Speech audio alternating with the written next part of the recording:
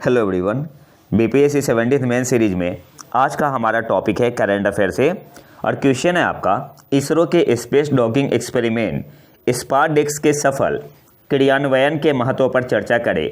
Docking प्रक्रिया से जुड़ी चुनौतियां क्या है और भविष्य के मिशनों के लिए इसके संभावित प्रभावों पर प्रकाश डालें। तो स्टार्ट करते हैं आज का लेक्चर। सबसे पहले हम लोग देखेंगे इंट्रो में क्या डालना है। इसरो द्वारा हाल ही में स्पेस डॉकिंग एक्सपेरिमेंट के सफल क्रियान्वयन ने भारतीय अंतरिक्ष एजेंसी के लिए महत्वपूर्ण मील का पत्थर साबित किया है। डॉकिंग प्रक्रिया का सफलतापूर्वक क्रियान्वयन भारतीय अंतरिक्ष तकनीक के लिए एक बड़ी उपलब्धि है और इससे कई तरह के लाभ प्राप्त हो सकते हैं। इसके अलावा यहाँ पे आपको मेंशन करना है करंट अफेयर से रिलेटेड पॉइंट या बोल सकते हैं कि स्पारडेक्स मिशन के बारे में। तो सबसे पहले उसे देख लेते हैं। जो स्पारडेक्स मिशन था कब लॉन्च किया गया था? 30 दिसंबर को। 30 दिसंबर को इसरो ने 2 उपग्रहों SDX-01 चेजर कहा जाता है और SDX-02 टारगेट को निचली पृथ्वी की गोलाकार कक्षा, इसे क्या बोलते हैं, लो अर्थ सर्कुलर ऑर्बिट में स्थापित किया और बाद में उन्हें अंतरिक्ष में लगभग 20 किलोमीटर अलग कर दिया। चेजर उपग्रह यानी SDX-01 को अंतिम डॉकिंग से पहले रणनीतिक रूप से उनके बीच की दूरी को 5 kilometre, 1.5 kilometre, 500 metre, 225 metre, 15 metre और 3 मीटर तक कम करके लक्ष्य उपग्रह तक पहुंचने के लिए निर्धारित किया गया था और सक्सेसफुल हुआ। इसके अलावा डॉकिंग क्या होता है? तो यहाँ पे आपका एक सैटेलाइट है SDX-01, इसे क्या बोलते हैं, चेजर, SDX-01 जो कि चेजर है, और एक होता है टारगेट SDX-02, SDX-02 इसे टारगेट नाम दिया गया था और इसे चेजर। तो डॉकिंग क्या होता है? ये सैटेलाइट आपका टारगेट के पास आएगा और यहाँ पे आके डॉक हो जाएगा, मतलब जुड़ जाएगा, जिसे बोलते हैं डॉकिंग बोलते हैं। और इसरो ने सफलतापूर्वक इसे कर लिया। और अनडॉकिंग किसे कहते हैं? तो जब इसे सेपरेट किया जाएगा तो इसे क्या बोलेंगे? अनडॉकिंग बोलेंगे। इसे कौन से स्पेस व्हीकल से लॉन्च किया गया था? तो ये भी याद रखना है, इसे लॉन्च किया गया था PSLV C60 से। कौन से स्पेस व्हीकल से लॉन्च किया गया था? PSLV polar satellite launch vehicle C60। और ऐसा करने वाला भारत चौथा देश बन गया। इससे पहले किसने किया है? तो स्पेस डॉकिंग एक्सपेरिमेंट के हिस्से के रूप में उपग्रहों की डॉकिंग के साथ भारत संयुक्त राज्य अमेरिका, रूस और चीन के बाद ऐसी कठिन उपलब्धि हासिल करने वाला चौथा देश बन गया। भारत से पहले कौन सा था? तो अमेरिका, रूस और चीन, और भारत ऐसा करने वाला कौन से नंबर का देश बन गया है? चौथा बन गया है। तो इंट्रो में आपको ये सब भी डालना है। अब आते हैं डॉकिंग प्रक्रिया के महत्व। अंतरिक्ष में पहला पॉइंट है अंतरिक्ष में दीर्घकालिक मिशनों के लिए अहम कदम।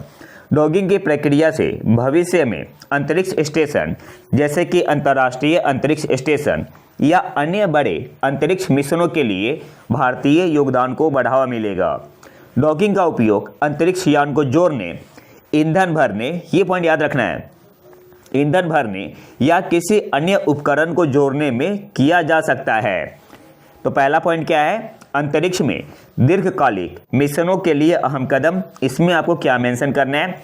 डॉकिंग की प्रक्रिया से भविष्य में अंतरिक्ष स्टेशन जैसे कि अंतर्राष्ट्रीय अंतरिक्ष स्टेशन या अन्य बड़े अंतरिक्ष मिशनों के लिए भारतीय योगदान को बढ़ावा मिलेगा।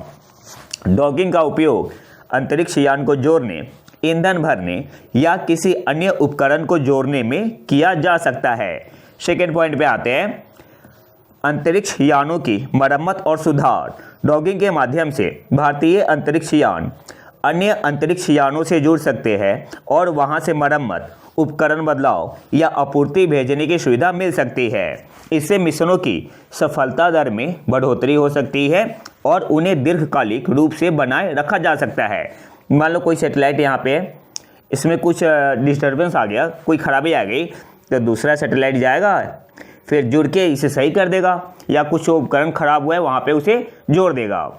तीसरा पॉइंट आपका है अंतरिक्ष संसाधन का बेहतर उपयोग। स्पेस डॉकिंग के माध्यम से अंतरिक्ष यानों को जोड़ने की क्षमता बढ़ेगी, जिससे अंतरिक्ष संसाधनों का अधिकतम उपयोग किया जा सकेगा, जैसे कि अंतरिक्ष यानों के लिए सामग्रियों की आपूर्ति करना, जीवन समर्थन प्रणालियों को सुधारना और अन्य उपकरणों को जोड़ना।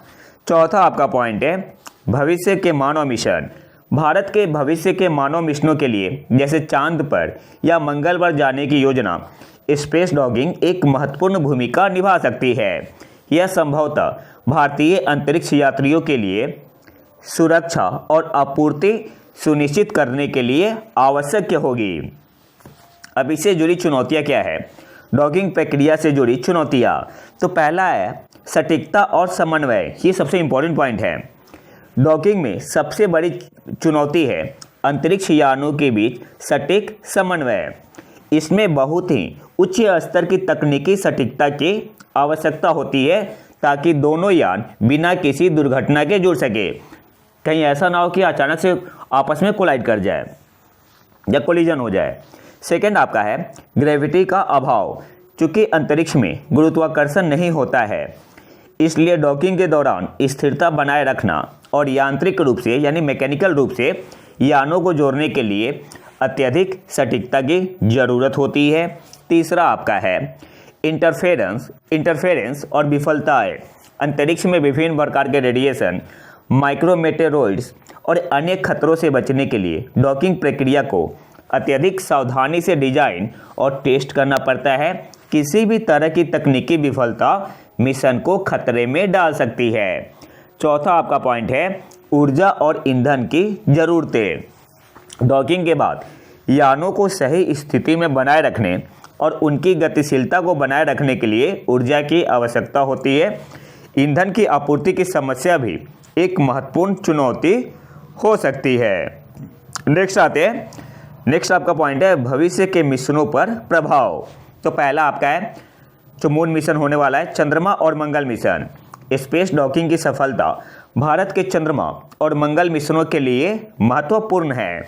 भारतीय अंतरिक्ष यान अब दूसरे यानों से डॉक कर सकते हैं, जिससे वे अधिक लंबी अवधि तक अंतरिक्ष में रह सकते हैं। की पॉइंट है क्या बेनिफिट होगा? जिससे वे अधिक लंबी अवधि तक अंतरिक्ष में रह सकते हैं और अधिक जटिल मिशनों का क्रियान्वयन संभव हो सकेगा।